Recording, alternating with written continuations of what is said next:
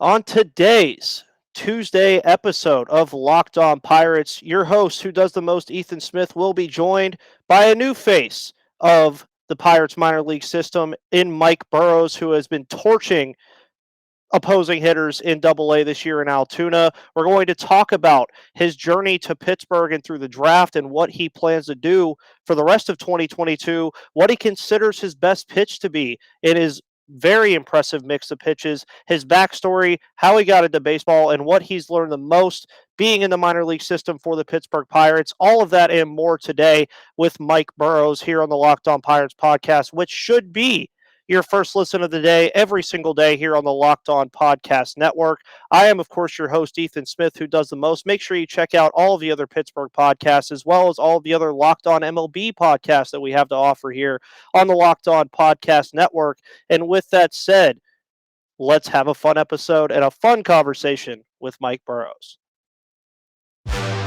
You are Locked On Pirates, your daily Pittsburgh Pirates podcast. Part of the Locked On Podcast Network, your team every day.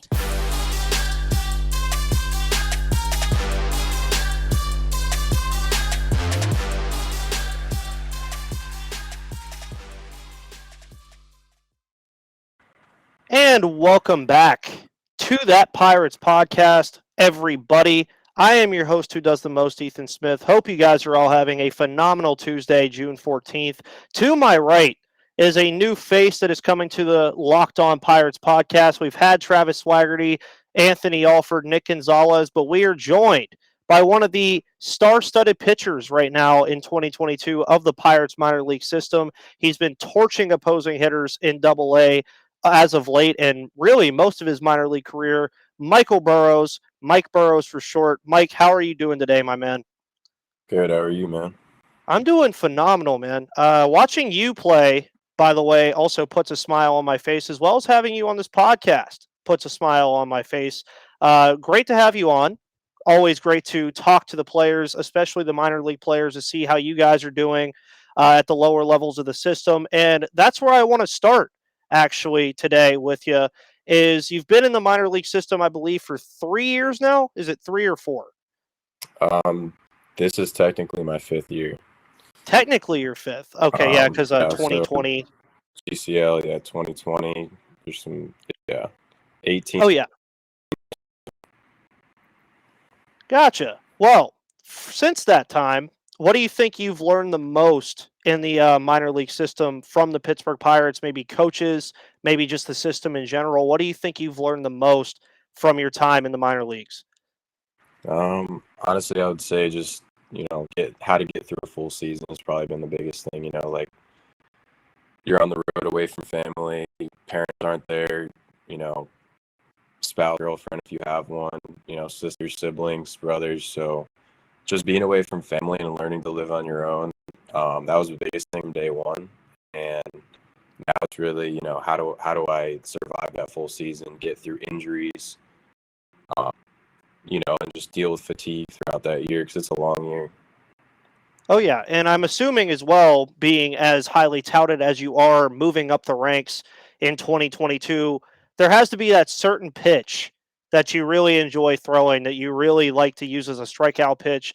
Many would say it's your fastball. Many would also say some other things as well. But kind of take me through your pitch mix, which pitches you like to use, when to use them, all that good stuff, and what kind of your go-to that you feel like you always can use as a kind of safety valve if you're ever caught in those kind of high-pressure situations in Altoona. Yeah. I think what's been really cool is that all three have been, a part of that safety valve. When I'm in trouble, it's, I can count on any three of them to throw them first strike in any situation.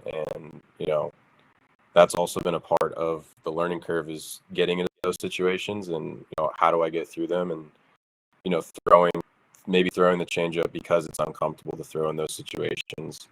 But I mean, it's, because I don't want to throw anything, in the big leagues that I've never thrown before, because that'd be the most uncomfortable. So really just being in the uncomfortable situations now, getting through them, and working on that stuff, and being able to throw any pitch in any count, in any situation.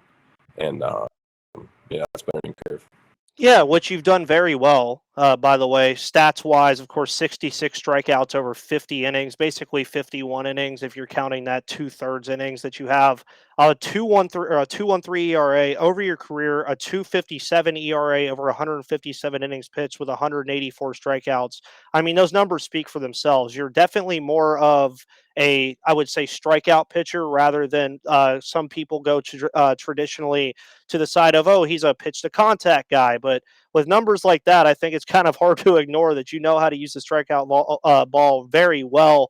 And of course, with the 2022 season being your technically fifth year, but fourth year playing as well with the truncated 2020 year stopping minor league play, what do you think you could most improve on and maybe even get that ERA below a 2 and really continue to impress not only in the Pirate system, but you're getting national recognition in terms of your minor league play this year?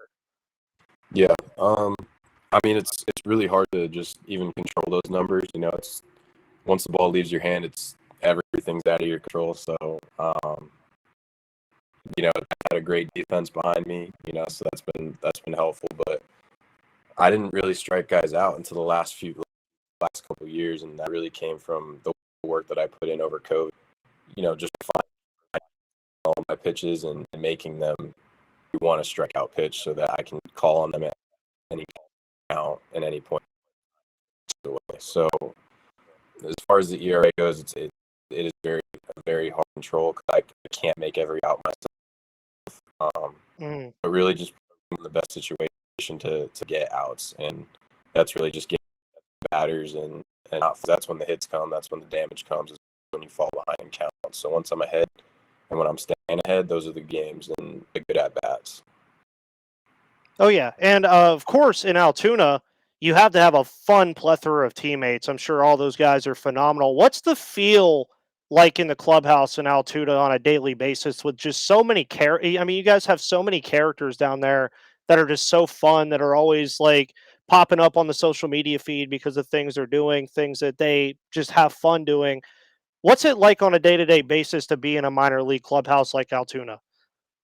Um, I mean, it's definitely fun. We're all pretty young guys. Like none of us are, we don't have any guys that are like 28, and been through this level a couple times. Like we're all very new to the level, and we're all getting acclimated at the same time because it's not, maybe a couple of us have been, not many of us. That's been the cool part of everybody just kind of figuring it out together and working together and figuring it out at this level who have guys who have been here for multiple years and played at these upper levels for a while.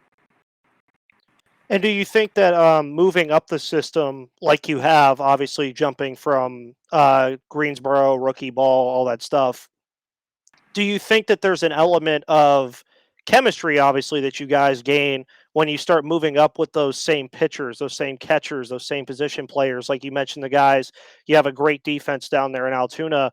Do you think that gelling like that together and kind of moving up the system together will improve how you guys will be when you all eventually end up in Pittsburgh as well? Yeah, I think at this point, a lot of us, we could go on our own and, eventually join back up together and we would be fine. Like a good chunk of these guys I played with at West Virginia after that 2019 draft, like, Triolo, Austin Roberts, Barabellamy, Gorski, like a bunch of college guys that got drafted then, all still together, and this is our third year together. So I really think if we did strike off a little bit, and we met up in Pittsburgh at some point, which is, obviously probably what's going to happen. Nobody's, we're not all going to get moved up together, but yeah, I mean, we built it at this point. It's been a while. Yeah. And I mean, I really enjoy hearing from you guys, especially the minor league system, because you kind of see that there's like it's obviously teams under the team, but there's so many bonds that you guys create that it's like when you guys come up, it's like, oh yeah, these guys are like inseparable now because they've been playing together for 3 or 4 years. And what do you want to focus on the most throughout 2022 to continue to improve what you've already done? I mean, like I mentioned, your numbers again, anybody that heard them before, you can find them anywhere. His numbers are good. Like, we'll just say that your numbers are great. how do you think you could even improve on those numbers, and what necessary steps do you want to take to just continue to improve and eventually get to the major league level? Yeah, I wouldn't really say the numbers of focus. Really just getting through the season and trying to get through a full season healthy. That's hard. Last year I had a pretty freaky with the oblique and to me out of it, but I did it once in 2019, but I wasn't as strong as I am now. I was still kind of a kid, and I was pretty pliable. Just getting through that season wasn't very hard with the kind of stress I was putting on. There's more stress in my body now, so getting through this full season, dealing with the fatigue of it, and just rolling with all the punches that come with it. Those couple of bad outings that I'm here and there, and bouncing back and figuring out how to still have a good mindset through those weeks is the big focus this year. And just trying to move up, man. Trying to get to the big leagues. Trying to fulfill that dream. Oh yeah, of course. And every player has their backstory. So for me personally, I started playing baseball from a very young age, stopped kind of around a certain age, and then now I'm here. Now I'm covering baseball. For you, what was your backstory? What got you into baseball, and what led you up to the point of where you're at now, and even the heights that you're going to continue to keep going to? Yeah, they all started with Dad in the backyard, just playing baseball, playing wiffle ball, and fall in love with it. That's when you have the most fun. It starts to be a little bit more of a business when you get to this level, but you still have fun with it. Still, try to bring out your inner kid. But yeah, it was a long journey. Really, it's been a long journey to this point, and I can only imagine what the next years got in store. But it was all about just playing up and trying to compete against the better guys as much as I could and push myself, challenge myself. My dad really did that for me. He knew what kind of person I was, what kind of mad, and me getting beat up by some older guys wasn't going to stop me. It was the opposite, make me want to get better, make me want to get stronger, and build up and against those guys. So when I was 13, I was playing against school guys and pushing myself, challenging myself, and I just found a love for it. And about football and basketball, and I dropped a little bit later, but once I found my path, baseball was going to be it, and I didn't know if I was going to go to UConn or get drafted or accept money or whatever like that. Once I got drafted, it was like, all right, were the Pirates going to be able to give me the money I was asking for, or if they didn't, I'm going to school. There was like a gray area for about a month until they said that they were going to get it, and I was on board. I wanted to go. So I knew that they got the number, they met the money. Like once I had that one number in mind, and once they met it, I was ready to go. Oh yeah, my professional career. So now here I am in year 5. I would have been drafted last year, so I wouldn't see my Rule 5 for a few more years. So I think that was a decision for me back then, was like, I'll reach my Rule 5 earlier than if I went to college. And I think it all worked out for the best. I'm very happy with the decision I made, and that's a very brief story of where I'm at, but yeah.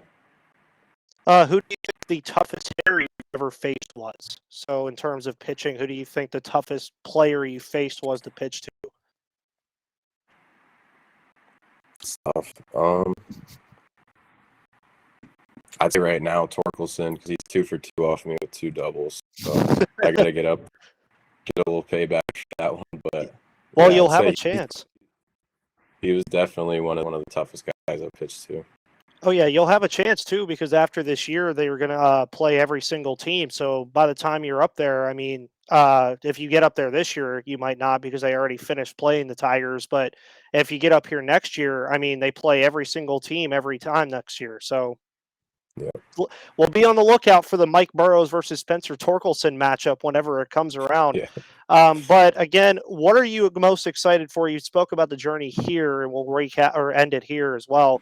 What are you most excited for in your journey eventually getting to Pittsburgh, being the optimistic person I am, how good you've been playing? I'm assuming you're getting there eventually. What are you most excited for in the journey from where you're at now to that eventual point when you're throwing the first pitch at the major league level? Just the memories I've made, man. Like memories and the connections with people I made, because, at some point or another, they never see some of these guys again. So and maybe I will, but it might not be for a long time. And just creating, memories with guys and connections is the biggest thing, because those will last forever. Baseball won't. Yeah, and baseball, a wild sport. You can have the best memories from it, and it could last not even a fifth of your lifetime, and it's still probably the sport that you'll remember the most and the memories that you'll remember the most. Mike, anything you want to say to Pirates fans, Altoona, Indy fans, anybody in the system of the Pittsburgh Pirates about yourself, about where you think the team's direction is going, anything that you have on your mind about baseball, just let it rip. I'm excited. Hopefully you guys get to continue seeing these young guys come up and fill these roles and do really well. I think it's been shown promise at the big league with, Sawinski and Kyle Mitchell and all those guys, and it's been really cool to see. So, I'm excited for my turn and my opportunity whenever it presents itself, and to make the most of it. Of course. And it will eventually, trust me. The youth movement is here in Pittsburgh, and Mike Burrows is definitely a part of that youth movement.